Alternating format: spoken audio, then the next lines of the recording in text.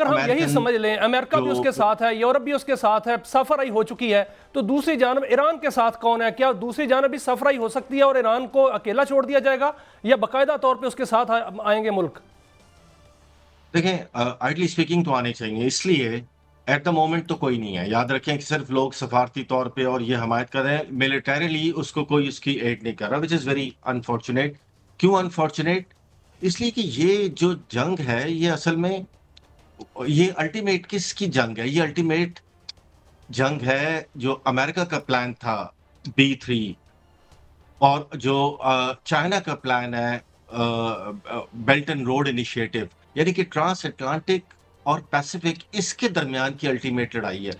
उससे उससे पहले का ऑब्जेक्टिव आप कह सकते हैं कि चले ग्रेटर इसराइल या एक कंप्लीट हेजेमनी इनकी हो जाए मिडल ईस्ट में, लेकिन ultimate objective is between these two powers, और उसलिए ये अभी से ही चाइना को डिसीजन लेना पड़ेगा और रशिया को माफी भी चाहता हूँ यार, कि मार्शल साहब अगर आपने बड़ी उन्होंने इंपॉर्टेंट बात ईरान पॉइंट को आउट की है।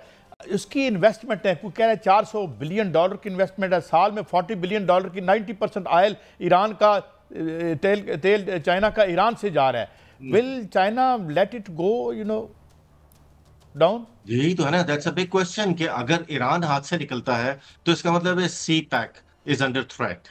ना सिर्फ सी पैक बल्कि कंप्लीट BRI, जिसका ताल्लुक पाकिस्तान से हो के ये गल्फ और उसके बाद अफ्रीका और यूरोप जाना है, वो सारा खटाई में पड़ जाएगा।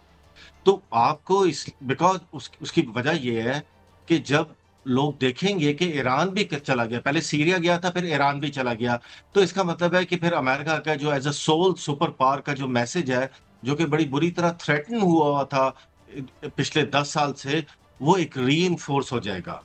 सो वो जो ब्रिक वर्सेस द रेस्ट हो रहा था, उसको एक धचका लगेगा। तो इसलिए इट्स वेरी इंपॉर्टेंट कि सर, चाइना मैं और माफी रशिया चाहता जो हूँ, है एक काउंटर वो क्वेश्चन अपना कर रहा रोल जो है हूँ। वो जो काउंटर प्ले करें। नैरेटिव है, अमेरिका बुरी तरह ब्लीड हुआ अफगानिस्तान में, इराक में, और जो लागर हुआ है उसका जो over stretch of super power था। डू यू थिंक कि चाइना इज वांट्स कि ये और वीकेंड हो? बिकॉज वी नो एक डेट रिटर्न है और वहाँ पे एक सोशल अनरेस्ट भी हो गया है। तो इज चाइना साइलेंट बिकॉज इसको ब्लीड होने दे? देखें, जो लोग कह रहे हैं ना कि अमेरिका बहुत ज्यादा ब्लीड हो गया या America is just falling super power, मैं इतना ज्यादा उससे एग्री नहीं करता हूँ। इट विल टेक डेकेड्स, 50-60 साल भी लग सकते हैं चीजों को एक सुपर पावर के, इस बड़ी सुपर पावर के स्टेटस को चेंज होने में। लेकिन ये जिन इवेंट्स की हम बात कर रहे हैं, ये they are not going to bleed USA। इसको रोकना है हमें हमें इस चीज का इंतजार नहीं करना कि USA विल ब्लीड या ट्रंप हार जाएगा या ट्रंप की पॉपुलैरिटी हो जाएगी। सो वो ट्रंप चला जाए, एक और ट्रंप जैसा आ जाएगा, सो वोट उसकी पॉपुलैरिटी कम हो जाए। तो ये बड़ी एक मतलब हमारे फेक सी चीजें होती हैं जिसकी बेस पे हम बड़े बड़े रीजन और बड़ी बड़ी वॉर्स जो हैं वो लूज कर जाते हैं ऑन दीज खैर मार्शल असम्पशन। साहब, वी हैव टू अगर डू, ये द वर्ल्ड जंग हैज टू डू बढ़ती है समथिंग और राइट लंबी नाउ। होती है, ईरान के साथ जो है वो कोई नहीं आता या अकेला लड़ता है, या दूसरी जानब जो है अमेरिका और यूरोप उसके साथ होते हैं, हमले होते हैं, ईरान खुदा न खास्ता जो है वो गिरता है, तो क्या अगला निशाना तो नेतन्याहू कह चुके हैं कि पाकिस्तान है? तो उस तरफ अगर वो बढ़ते हैं तो फिर पाकिस्तानी कैसा जवाब देंगे, हम कैसा जवाब देंगे? हमारे J-10 और जो बाकी तैयारे हैं वो फिर पहुंचेंगे और फिर मुंह तोड़ जवाब दिया जाएगा? देखें, यही तो चीजें अभी सोचने की जरूरत है। अगर हम इसका वेट करते रहे कि जब वो आएगी और वो देखेंगे, it will be too late. So that means कि इस वक्त वर्ल्ड कम्युनिटी को एज अ होल और पाकिस्तान एक रोल अदा करे to make the world realise कि जी ये बहुत खतरनाक काम हो रहा है। देखिए, खतरनाक इसलिए हो रहा है कि अगर आपने ईरान को पुश कर दिया टू स्टेज के उसने अटैक शुरू कर दिए ऑन अमेरिकन इंटरेस्ट, तो अमेरिकन इंटरेस्ट तो पूरी गल्फ में फैले हुए हैं, तो फिर हम आपके ऑयल प्राइसेस के साथ क्या होगा? पूरी इकोनॉमी टॉपसी टर्वी हो जाएगी और पाकिस्तान के ऊपर इसके बड़े मनफी असरात आएंगे, अदर देन की जो बाद में स्ट्रेटेजिक हो जाएंगे, क्योंकि एक खिता जो है वो हमारे एंटाई बन जाएगा हमारे पड़ोस में। ऑल्दो इंशाल्लाह ये नहीं होगा, इसलिए कि Iranians is a very resilient nation, उनके पास अभी भी बहुत कुछ है। और अल्टीमेटली वो बस Israel, when it comes to Israel and Iran, तो I think Iran will prevail in a long run. Although उसके पास अभी एयर सिक्योरिटी लूज हो गई और एयर सिक्योरिटी के बगैर उसके नुकसान ज्यादा होंगे, but it's a big country, उसके पास ऑयल भी है, वो दोबारा अपने आप को इकट्ठा कर सकता है। लेकिन इसका मतलब ये नहीं कि हम उस स्टेज का इंतजार करें। The world has to act right now.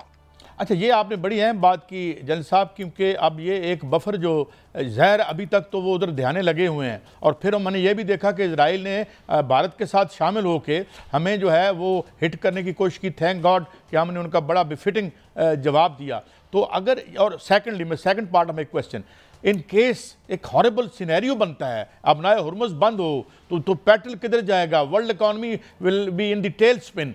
तो ये क्या अमेरिकन एस्टैब्लिशमेंट के जो सीनियर एलिमेंट हैं वो या सीरियस जो उनकी वो will they allow the world to sink that deep?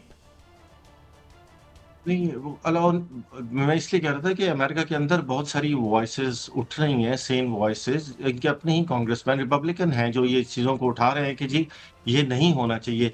लेकिन एट द सेम टाइम मैं आपको यही बताऊं कि स्ट्रेट ऑफ हॉर्मुज़ को क्लोज करना कोई इतना आसान काम भी नहीं है। एक बड़ा पेनफुल फैक्ट है कि ईरान के पास इस वक्त एयर सिक्योरिटी नहीं है बिल्कुल भी।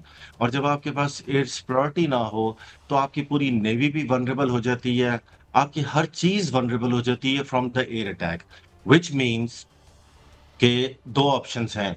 एक ये है कि Iran has to go all out to inflict pain and give a message, और दूसरा ये है कि उसकी सपोर्ट में जो बिग कंट्रीज हैं like Russia and China, they have to stand at this point in time. China को अपनी इंटेंशन शो करनी चाहिए कि वो अलाउ नहीं करेगा कि ये रीजन कंप्लीटली। मगर एयर मार्शल साहब, सॉरी जरा वक्त में ये बताइए कि अगर वो ऑयल टैंकर को हिट कर देता है, 1 मील का फासला है जो जहाँ से दरमियान में से गुजरते हैं, या 3 मील का, तो वो that will also cause a lot of economic havoc.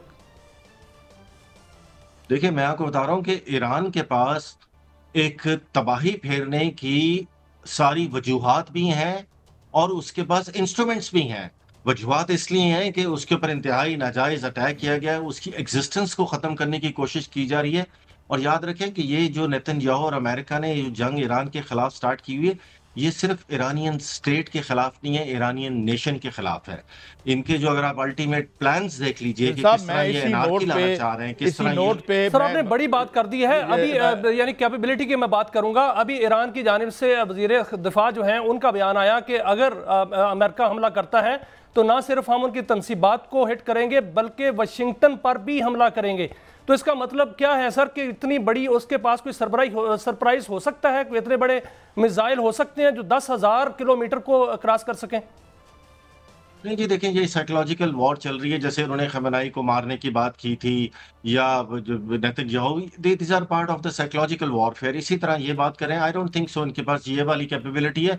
लेकिन ये जरूर है कि ये पूरे खित्ते में तबाही फेर सकते हैं। ये आपने जैसे ऑयल टैंकर्स को कहा था, उनको कर सकते हैं, उनकी तबाही हो सकती है। एयर मार्शल साहब, मैं इसी नोट पे, क्योंकि वक्त खत्म हो गया, एयर मार्शल साहब very much for your precious time. मगर एक बात जो एयर मार्शल साहब ने की कि उसके पास तमाम वो औजार हैं, उसको अपनी एग्जिस्टेंस और अपने दिफा में वो अगर इस्तेमाल करे तो the world economy will be in tail spin.